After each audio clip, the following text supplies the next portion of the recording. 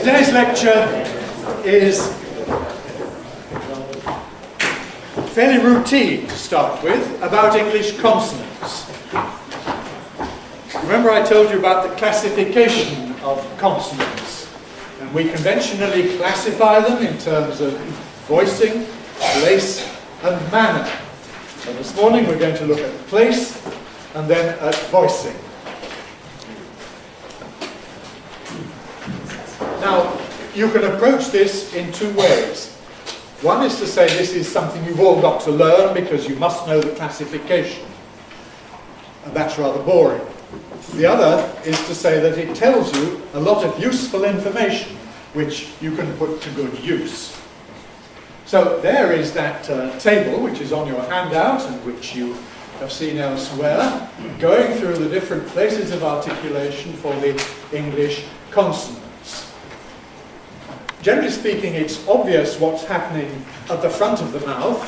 We are aware of the activities of the lips and the tip of the tongue and so on, but we're less and less aware of what's going on as we move backwards in the mouth, because we can't see what's happening, we can't really feel so easily what's happening. So part of this you have to take on trust, or by looking at X-ray pictures or diagrams based on them. More fun than going through the labels, though, just on their own, is to see how they apply to words.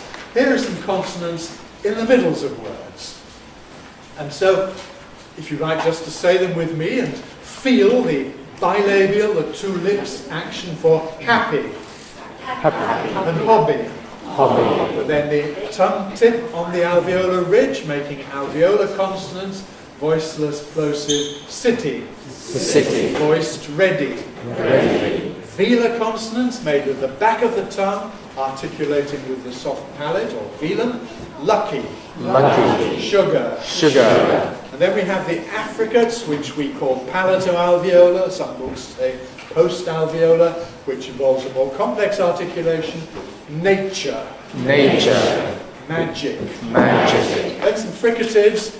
Labiodental, that's the lower lip and the upper teeth. Which of them moves? Some people say you have to move your upper teeth to bring them into contact with the lips. Why is that difficult?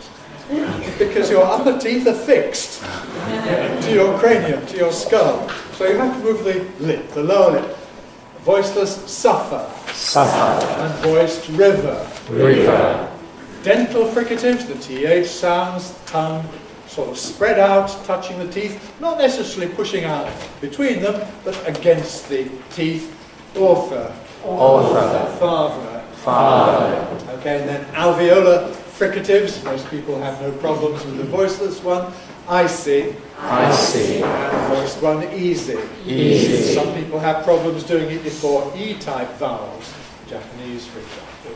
Then the sh, the palato-alveolar fricatives, somewhat retracted tongue, voiceless nation.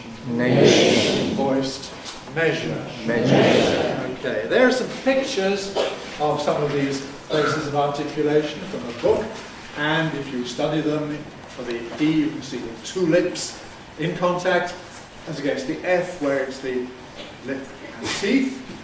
Dental fricatives, tongue laid against the back of the upper teeth.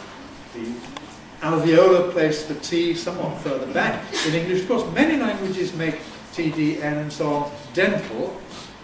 In English we don't normally, we make them alveolar. So if you're a speaker of a language with dental T's, Russian, Italian, French, Spanish, note the difference. Picture of sh there. What matters with sh probably is getting the right auditory effect, rather than worrying too much about the exact articulatory configuration. Let's just do a little practice with sh. Notice how the resonance can vary as I do this. Sh. Try and do that. Notice how you can get different resonances. In Japanese, for example, is fairly high-pitched. English is a bit lower. Partly you get this by pushing the lips forward a bit, partly by retracting the tongue. English, On the other hand, if you speak Russian, that's very dark compared with English. So you have to make it more palatal. So aim at a fairly middle sort of one for English. Though I admit in English it sometimes varies according to the following vowel. So when we have sheep and when we have shoe or shawl, you may get somewhat different resonance qualities. And there's a picture from K, which on the whole is not problematic. Here are some more consonants between vowels. These are the sonorant consonants, the nasals, liquids, semivowels, bilabial nasal, hammer, alveolar, honey, velar, singer. Okay, distinguish those three carefully. R and L, English R, typically an approximant with the air coming over the centre of the tongue tip somewhat raised. Sorry. People often ask, can we use the pronunciation sorry, which is Spanish type R, green type R. Well, this used to be quite common between vowels, but now it's very definitely regional. It's associated with certain north of England regional accents, Liverpool, Scouse or Nottingham or whatever. Mainstream English, British English has an approximant R, the same as in red. What we do have increasingly in English is lip activity with this though. Whether I should encourage you to imitate this, I'm not sure, but you'll certainly notice native speakers articulating with their lips as they say sorry, red, and so on, or even solly and red. Be aware of that. The L, on the other hand, the lateral, so-called because the air escapes laterally, that's on one side or the other, because the tongue tip in the middle is in contact. So follow. Two semivowels, E, palatal semivowel like the vowel E, but quick, beyond. And the W like an U, that is articulated with the back of the tongue and with the lips rounded, like an U vowel, so away.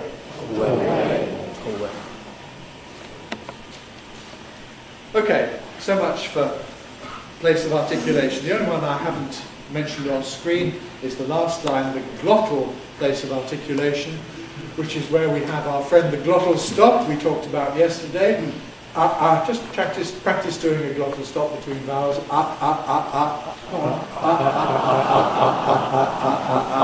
Okay. That is the same base of articulation as we conventionally associate with the H consonant, which of course is just voiceless air escaping. And it tends to be like a voiceless vowel. Hat. Get ready for a, but then say voicelessness to begin with. Hat, hair, and so on. Well, if you have problems with that, you know about it.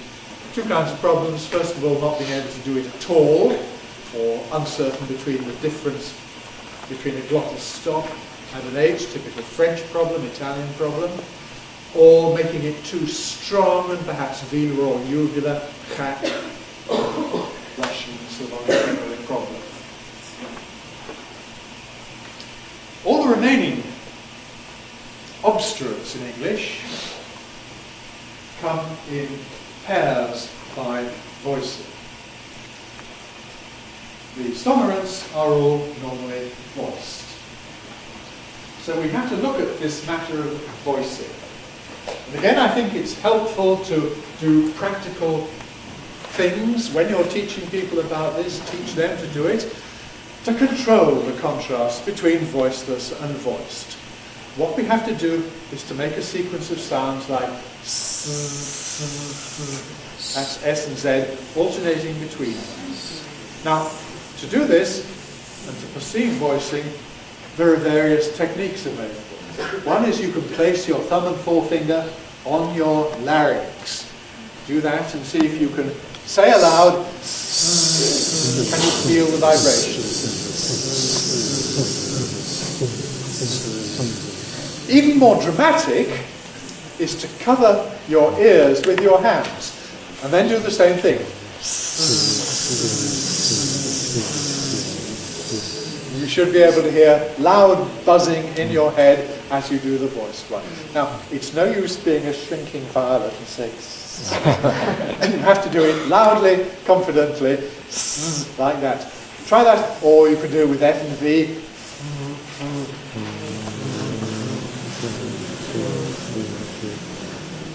Or you can try it with the TH sounds, voiceless and voiced.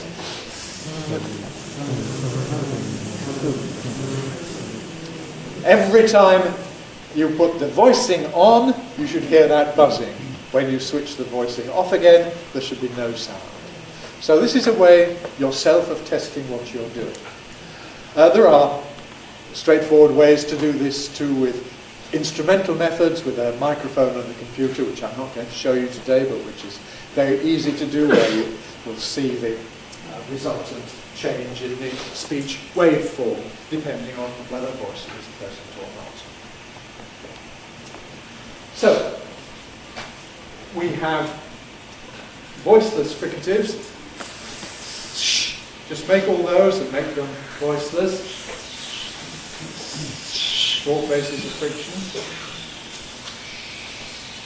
The plosives, of course, we can't really hear during the crucial phase, which is the hold. If I say happy, the essential bit is the that you can't hear. Happy. Try and sort of prolong it like that. Happy, happy, and check that it's voiceless. Happy, happy. And likewise with church. If you say church, you get buzzing during the but not before and after. Try that. Church, church, church, church. What you have to aim at is to give the learners control over what they're doing, so that they know what they're doing. And once you have understood this technique, you are in command. You can switch the voicing on or off when you need it. Gives you control. Voiced sounds, well, if we take a B between vowels, as in rubber, you should hear the voicing going right through. Rubber. Or a ladder. Ladder. Ladder. Ladder. Judging. Judging. And likewise with the fricatives, very easy. So river. River. Busy. So if you're a speaker, say, of Spanish, and you might tend to say busy, well, here's what you must do. Busy. Practice saying it and making the voicing go right through. Busy. Nasals, they're voiced. Money. Money. Morning. And so are the liquids. Relevant. And the semivowels. Now, all of these consonants in English, as we know, except H, can occur at the end of a word, or generally at the end of a syllable. And we know that for some learners, this constitutes a problem. What we have to concentrate on is getting the consonant started. Don't worry about finishing it, but starting it within the same syllable. So let's try these. It just goes through all the various different fricatives and affricates, and then some more. Let's try rough. Rough. Love. Love. Death. Death. Smooth. Smooth. Face. Face. Cheese. Cheese. Push. Push. Stage. Rich. Rich. Edge. Edge. Come. Pen. Sing. Sing. Sell. Marvelous. Yes. Plosives are more interesting and more complicated. If we take a word like pen, or tail, or keen, we notice an interesting phenomenon. I'm just preparing my high-tech demonstration. When I say pen, do you notice the paper blows away? pen. Now, if I were a speaker of Spanish, I might say pen, pen, pero. In English, we say pen.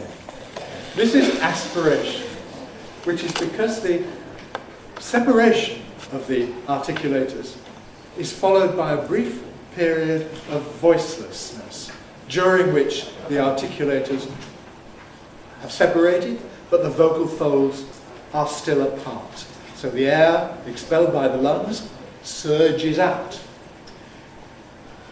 In Spanish, immediately you separate the lips, the vocal folds start vibrating. In English, they don't. This is not a problem for Japanese, but it is a problem for speakers of French, Spanish, and various other languages. So this is in fact the main way in which a pair like pan and ban is distinguished in English. Presence or absence of aspiration. Town and down. Tongue and gun.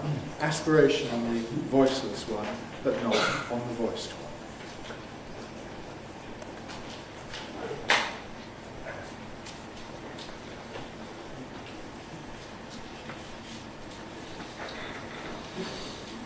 In fact, we have a contrast of voicing at the beginnings of words, in the middles of words, and at the ends of words.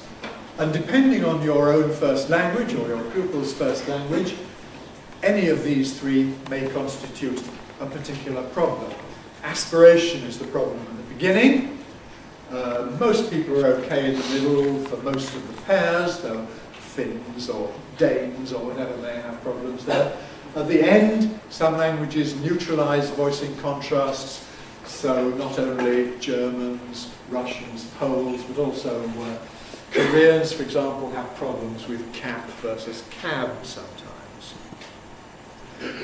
There are some pairs for practicing in the middle. A simple symbol. P versus B, a simple symbol.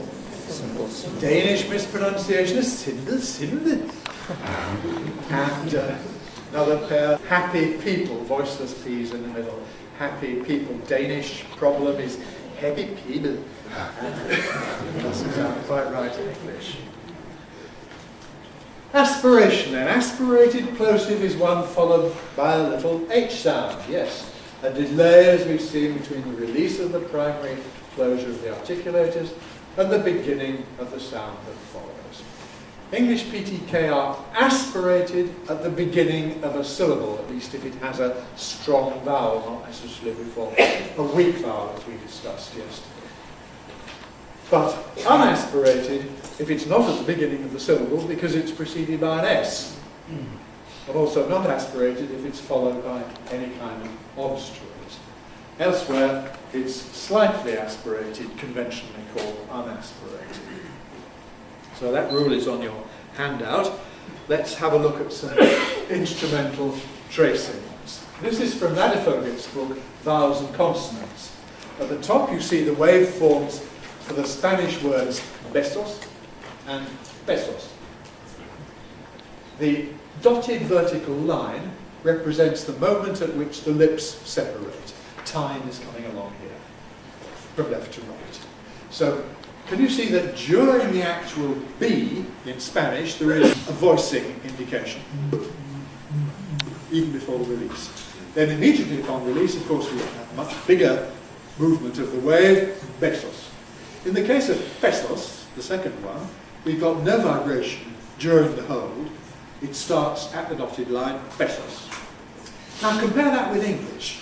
This is the English words bases and paces. In English, bases, that's a B, but the vibration doesn't actually start really until about the release. The B is typically devoiced, as we say. We don't say in English bad basis, we say bad basis. So there's really little or no vibration of the vocal folds during the hold of the plosive. Last line, though, where we have the word paces, not only is there no vibration during the hold, but there's this gap of aspiration after the release, after the dotted line, before the vibration from vowel. Slowing it down, paces. paces. Normal speed, paces, paces, paces. This means that English B sounds rather like a Spanish P. Confusing. And it means that we tend to mishear Spanish, Spanish speakers tend to mishear English, and we each have problems pronouncing the other person's language. If you ask me what's the Spanish for pesos, Mexican currency, I say it in English as pesos. Pesos, and it sounds rather different from what I hope is correct Spanish, pesos. And conversely, if you apply Spanish habits in English. Have we got any speakers of Thai here? Don't think so. No. Well, Thai is an interesting language because Thai has a three-way contrast. You have voiced B, you have voiceless unaspirated P, and you have voiceless aspirated P. So here we have three Thai words which sound more or less like ba, meaning crazy, ba, meaning aunt, and pa, meaning cloth, where the first one is fully voiced, ba. The second one is voiceless but unaspirated, ba. And the third one is voiceless and aspirated, pa. I'm not very good on Thai tones, but as far as I remember, that's more or less what they're like. And there are other languages, Hindi and various Indian languages that have not three, but four consonants distinguished by a complex of voicing and aspiration. So really what we're dealing with is a kind of continuum of possibilities. If we consider the relative timing of the release of the primary closure and the onset of voicing, the start of voicing, we can have a continuum of possibilities. At the top, we've got a long, long gap before the voicing starts. Schematically then, at the top, we've got pa. Then a less extreme aspiration, pa. Then a bit of aspiration, pa. Then no aspiration, ba. Then a bit of voicing, ba. Then a lot of voicing, ba. Then pre-voicing, a ba. And languages, you know, are spread out along this continuum.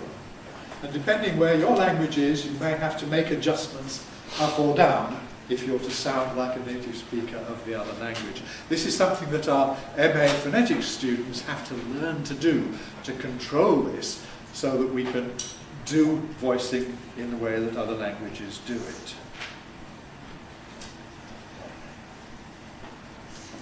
More pictures from Nanophobic. At the top we've got the word tie and the word die in English. And you notice the important difference that you have the aspiration in the case of t. The noise burst is the noise produced by the separation of the tongue tip and the alveolar ridge. So we've got that gap in the case of tie, very small gap in the case of die, die. What we've got at the bottom is the word sty, demonstrating that in English we don't actually say sty with aspiration. Sty, no, we say sty, sty, which means that all the Chinese immediately say, but you're pronouncing not a T but a D. And indeed they have a very reasonable point. From the point of view of aspiration,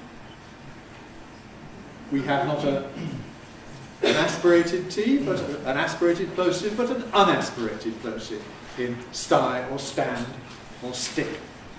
And likewise in spin or skin or school. The plosives there are unaspirated. They're not voiced, of course.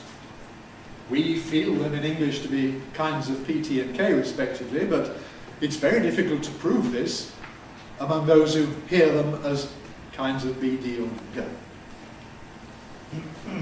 In fact, there is, after S, there is a neutralization of the contrast.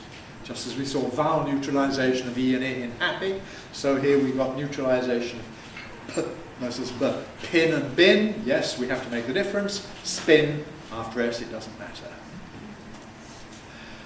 Okay, here are some places where we have aspirated consonants for you to practice. After me, depend. Depend.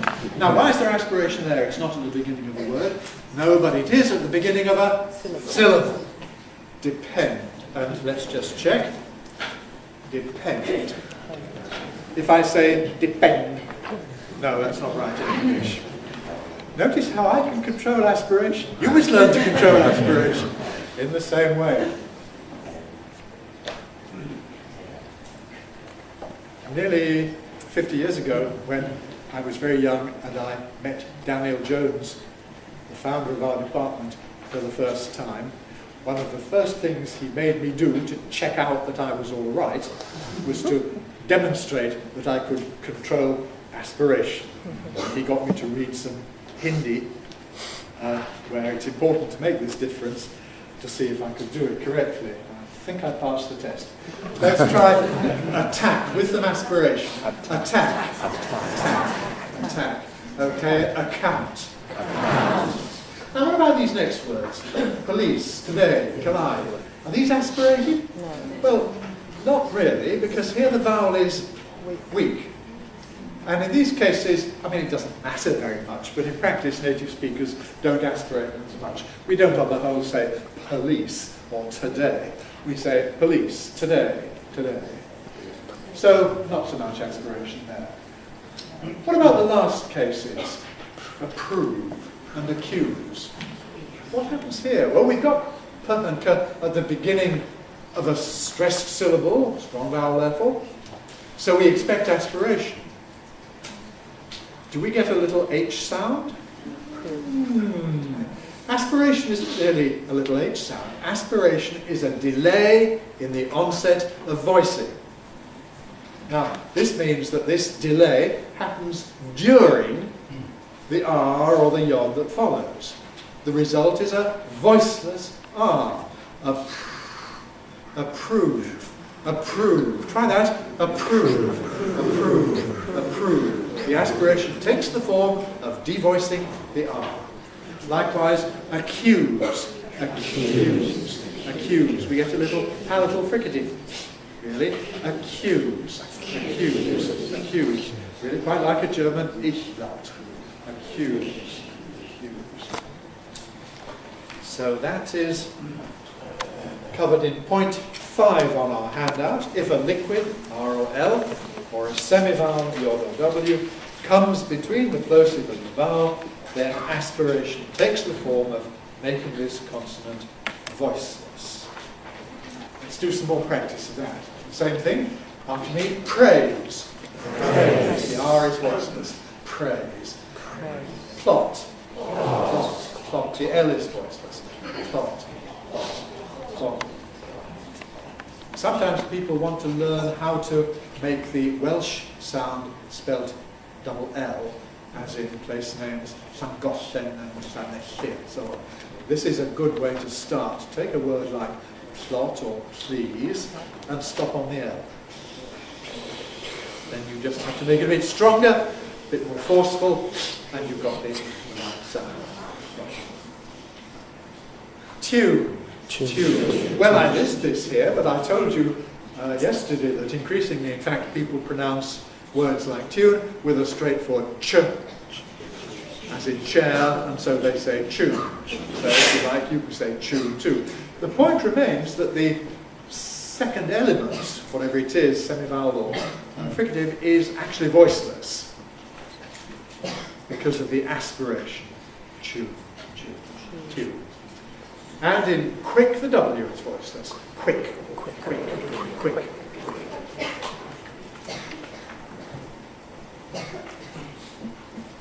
Now, what about the places where we have no aspiration? After S at the beginning of a syllable. So this is where we have spin. Let's check it. Spin. Spin. Spin. Spin. Spin. And it would be wrong to say spin. Spin. Spin. Stand. School. School.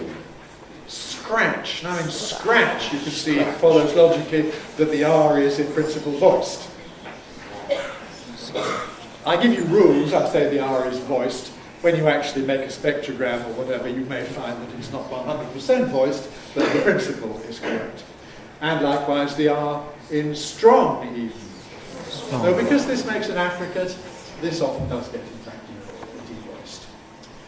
Another place where we have no aspiration is before a following obstruent, in a word like laps.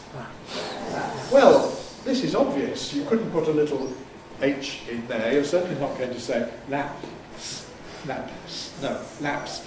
And if we define aspiration as a delay in the onset of voicing, well then this is meaningless because there is no onset of voicing, so we can't talk about its delay. However, if we had to classify everything as aspirated or unaspirated, then these are going to be unaspirated. Depth. Lots. Fix. And interestingly, in words like actor or captain. Now, what's happening here? Actor. We don't usually say actor, although we can. We don't usually say doctor, although we can. We usually say actor and doctor. I think really this is a problem in perception rather than a problem in production. It's no great disaster if foreign learners of English say actor. It just sounds like a careful pronunciation. But what is important is that when we say actor, you hear the K there, because it is there. Why can't you hear it? Well, because there is a kind of time overlap between the velar articulation for the K and the alveolar articulation for the T. I'm not sure if I've got a picture of this or not. No, I haven't. So let's just think about it. You've got to make a velar closure for the K, so the back of the tongue comes up to the soft palate. Now, while you hold that closure, the tongue tip comes up to the other place of contact, the alveolar ridge. And we reach a stage when we have both contacts in place. We've got the alveolar contact, we hold it. Now we can release the velar one. You can't hear that. The air's not going to escape anywhere. You have to take it on trust that it's happened. And finally we release the tongue tip and you hear it. So what you hear is an approach for a velar, and then a release for an alveolar, That's sufficient to identify the place of articulation of each of the consonants. In captain, you can see this happening. I say cap, lips closed. While the lips are held together, we make the T closure, alveolar, cap. When I separate my lips, cap, you don't hear any noise because there's no air pressure behind them. So not captain, but cap. Closure there, captain. And finally you hear the T released, captain. So it's a matter of overlap in time between these two articulations, which makes it difficult to hear, perhaps, and you can regard it as a lazy English way of speaking, but that's life, that's what we actually do. Okay, the remaining places in the syllable where we get pataka, generally speaking, you needn't worry about their aspiration. They're slightly aspirated or unaspirated. At the end of a word, at the end of an utterance at any rate, well, it's meaningless to discuss how much there is. Right, is it aspirated? Right, not on the whole. Right, is it unaspirated? Well, right. Often, of course, it's unreleased at the end of a sentence. These apples are ripe. I don't have to open my lips at all again at the end. Practice saying right, like that, right. Of course, you've got to open your lips sometime in your life. But the point is, you don't have to keep the air pressure behind them. You can release you can stop pushing with the lungs, right. Very often, at the end of a word like this, native speakers also reinforce the closure with glottal closure. So we don't say exactly right, but right. Or right. Closure there. And sometimes we do this very energetically, resulting in this sort of thing. Right. Right. Shut. Shut. Look. Look. Now those are called ejectives. You absolutely don't have to imitate them, but they're one of the possible articulations that you get. All kinds of glottal activity then simultaneously. For a simple final T, shut with a glottal stop is becoming more and more common. This is all very good news for speakers of Cantonese, who have this kind of articulation in their own language. Their problem is not to do it with b, d, g, and not to say back instead of bang. But that's another question. For everybody else, the interesting question is perhaps not utterance final position, but when we have a following vowel. A ripe apple. Do we get strong aspiration of the P in ripe in a phrase like a ripe apple? No, we don't. It's weak aspiration, if anything, a ripe apple. We don't say a ripe apple. So aspiration is one of the signals that put or k is at the beginning of a syllable, or perhaps it might be a word. And so there are various interesting minimal pairs where you have to listen for aspiration to know which is which. We sometimes play around with a phrase like a grey tape, which is a tape-coloured grey, a grey tape. And you hear the aspiration of the t, a grey tape. And that's different from a great ape, which is a big monkey. A great ape, where we don't have the aspiration. There are other indications as well, which we can look at later. But the two are clearly different. English word boundaries are mostly signalled phonetically, and aspiration is one of the ways in which we signal word boundaries. Okay, immediately in a word like happy, letter, lucky. Daniel Jones says these are unaspirated. Students sometimes query this because, to be honest, it's not true. Happy. We get some aspiration, slight aspiration, not strong aspiration. We don't say happy. We say happy, happy, happy. But I suppose, crucially, it seems that speakers of languages like Thai or Hindi who have these contrasts of aspiration tend, if forced, to push these into the unaspirated category. Happy, letter, lucky. Finally, after S, wasp. There's a wasp on your arm. It's not entirely unaspirated, like in spin. We don't say there's a wasp on your arm, but there's a wasp on your arm. A little bit of aspiration there. So in these positions, it seems to be slightly aspirated. Now we come to the voiced sounds.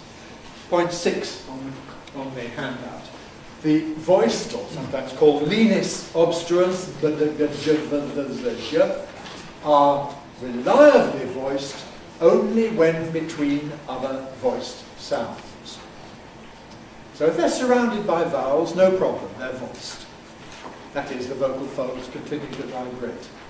Elsewhere, things get more complicated, because elsewhere they're usually devoiced. There's not actually much vibration of the vocal folds during their production. So we call them lenis against fortis.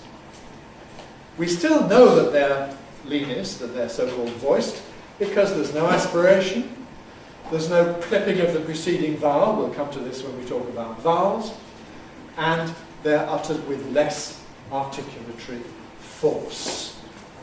I have a picture of this? No, I haven't. So let's just think about less articulatory force. Take the word touch, touch, touch something. That final ch, voiceless, fortis, touch, ch, ch, quite energetic. Compare that with the word judge, judge. Now, we don't actually say judge, we say judge, judge. That final is not really voiced. Judge, judge. It's still lenis though, and we know this because it's articulated very gently. Judge, judge, judge. Compare touch. So it's a matter of strength of articulation. We probably achieve this by an adjustment at the glottis. But the glottis, although it isn't actually vibrating, it's still narrowed for the lenis ones. But anyhow, the result is there is a strong distinction between ch and j, even when you get devoicing. Okay, at the bottom of the handout, I go through some of the main problems depending on language. Chinese have problems because their equivalents of the de are truly voiceless, whereas ours are sort of devoiced, unaspirated things. Japanese tend to have problems with final pataka. English words borrowed into Japanese have gemination, doubling. So the English word shop is borrowed as shop, or something like that, where the P is doubled. Now it's wrong to double it in English. In English we don't go shopping, we go shopping. And the English word bed, to sleep on, borrowed into Japanese as bendo. You have to forgive my attempts to pronounce foreign languages, but anyhow, in English it's bed, it doesn't have this doubling, it's not bend, just bed. Professor Matsuno made the point on Friday that the crucial thing about English consonants is to start them properly. Don't worry about the end of them. Whereas in many other languages, what's important is to end them thoroughly, which is not terribly relevant in English, at least with syllable final ones. Okay, aspiration, problem for speakers of Spanish, French, Italian, Greek, Russian, even Dutch, and so on. Excessive aspiration, well, this is a problem really with, it's not such a problem that Chinese or Koreans, if you do very strong aspiration, if you write with a pen instead of a pen, that could sound a bit strange. Failure to distinguish S from Z, this is a problem for Scandinavians and speakers of Spanish, depending on the kind of Spanish, but usually it is, and Italians, it can go either way. Failure to distinguish voiceless and voiced in non-initial position, well, we've looked at those in the examples. So that's really the end of this talk for this morning. Thank you very much for your attention, and we'll continue to practice.